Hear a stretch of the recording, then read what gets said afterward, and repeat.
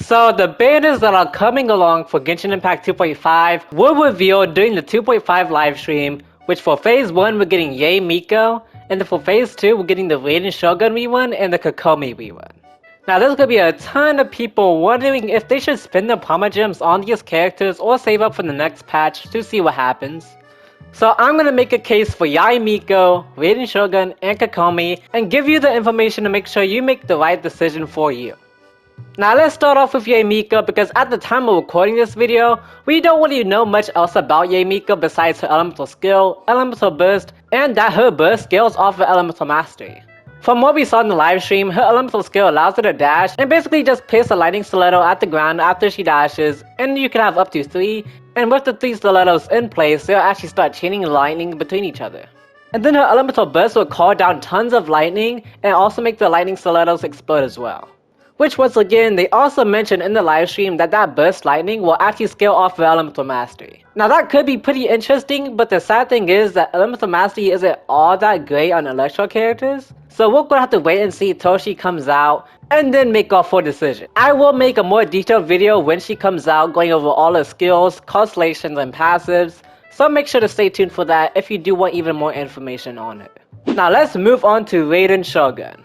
Now Raiden Shogun is one of the most used characters in the entire game, and she's an insane DPS, and although people say Electro sucks, Raiden Shogun definitely sticks out from the other Electro characters. She scales super highly off her energy recharge, and uses one of the best artifacts in the game, Emblem of Severed Fate. One of the problems you may face while trying to level up a Raiden Shogun is that you do need a 4-piece Emblem of Severed Fate to make her be at her full potential.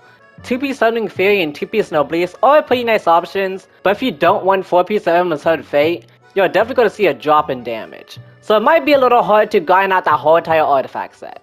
The next thing I want to talk about is a Constellation 2.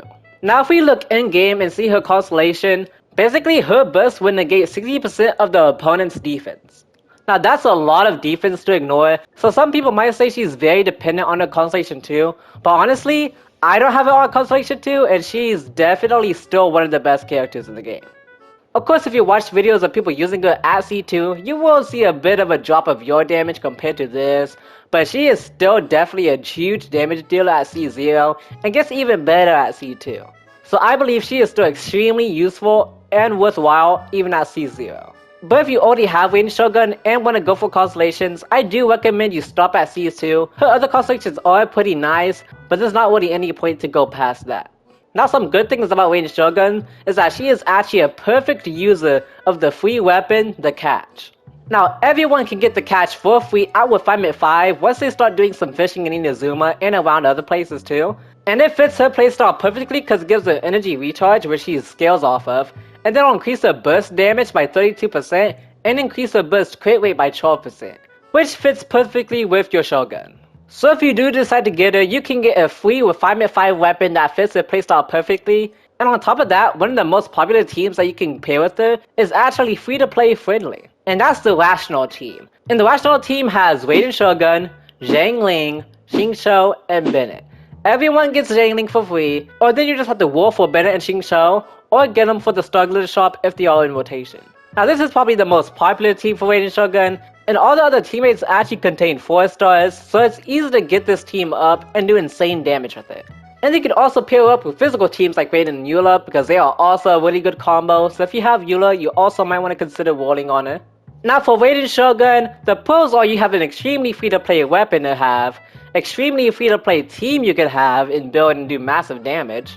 And the only 2 cons I could really think of getting Raiden Shogun is that you have to have a 4-piece Emblem of Severed Fate built and good in order to make it very viable.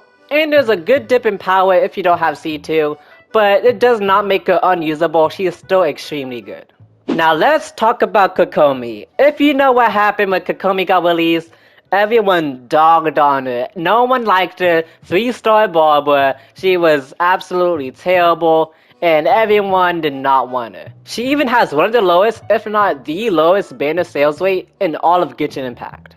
If you don't know, Kokomi is a Hydro healer, and there's actually some good points to actually rolling for Kokomi. Although people dog on her all the time, she actually has a pretty high usage rate compared to other characters, and she's even used in some of the best freeze teams.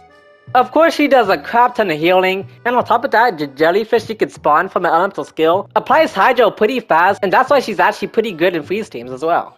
Now, when Kokomi first came out, there wasn't really an artifact set that was really all that good for her, but with the most recent artifact domain, there's actually a pretty good set that came out to help out your healers. And the artifact set I'm talking about is actually the Ocean Hued Clam set. Now, I'm pretty sure you don't want to read this whole entire Bible paragraph, so let me just paraphrase this for you.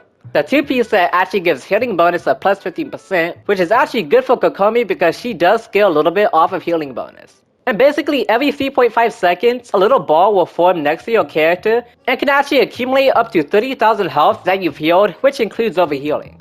And then after a few seconds, the ball will actually burst and take 90% of the healing you did and actually turn it into physical damage. So as your Kokomi is sitting there healing, you could actually get up to 25,000 hits passively just from this artifact set alone. This number can't be buffed from like Bennett or something, but people did find out if you do pop Superconduct, it actually increases the damage of the set as well. Now with this set, this actually makes Kokomi pretty good because now she's a fast hydro applier, heals a crap ton, and now can give you passive damage over time. So ever since this artifact set came out, that definitely gave some more value to Kokomi, so that is another thing to consider when choosing which banner you want to war for. So with all things considered, I actually think Kokomi is pretty nice, and she is a great healer if you don't have one, or you just want another hydro character for your team. Now, which banner do I recommend you pull on? Of course, we don't know much about Yae Miko yet, so I advise you wait until she comes out, and then people will start making videos about her kit, what she does, her constellations, and passives. And she also does look pretty nice, so if you just want to war for her because you think she's hot or something, then all the power to you. Now for Kokomi and Raiden, although I just said all those things about Kokomi and how I don't think she's that bad, she's used in endgame, and the new artifact set helps her a lot, I would still recommend Raiden over her. Raiden just does so much damage, has a free-to-play weapon for you to choose, a very free-to-play team with the rest of the teammates being 4 stars, she utilizes one of the best artifact sets in the game, and she still does a staggering amount of damage at C0. So that is why I would still recommend Raiden over Kokomi.